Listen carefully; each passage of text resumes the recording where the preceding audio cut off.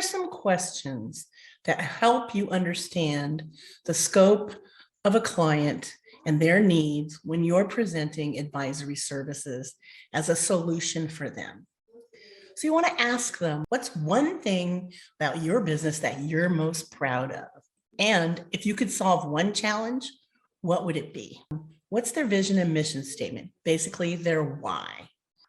A really good one that I found that it's helpful for me as an advisor or a potential advisor is, what are their goals and expectations for me in relation to financial reporting support? What are they looking for from me? Because if they're looking for something different than I think I'm offering, that's going to be a disconnect. Again, this is the same question as before, just in a little different way. How do you think I can add value to your company? I also like to ask them, how comfortable are you using virtual business tools?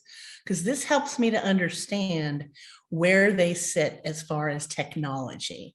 That's really important, because if they're really not using it much at all, it's going to be difficult for me as a virtual person to really help them quickly to make big inroads in their business and a big improvement to their bottom line.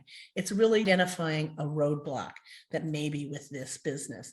And they may not be a business I want to work with, because quite frankly, I'm not really interested in helping people learn how to use a computer or the internet. I have more time and opportunity to help them strategically than to help with those kinds of things. What are your pain points is a good question. Gives you an idea, like what are the things they want to take care of first? Because frequently I've found, I think that they need to do this, this, and this.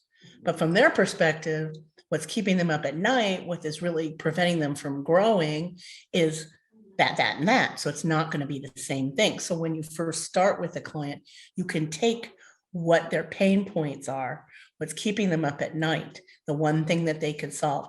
You can do that in the first 90 days. They'll see you as a completely needed, valuable tool to making their business grow.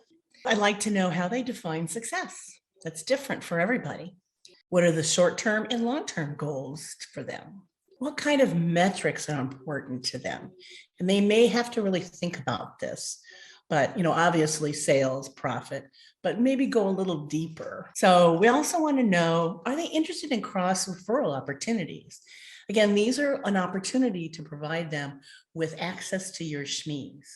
And so that way they can be helped in the different areas that have come up in their business by coming to you as the trusted advisor to then recommend to them the right person. So again, these are good questions to keep in mind when you're trying to scope out a potential client.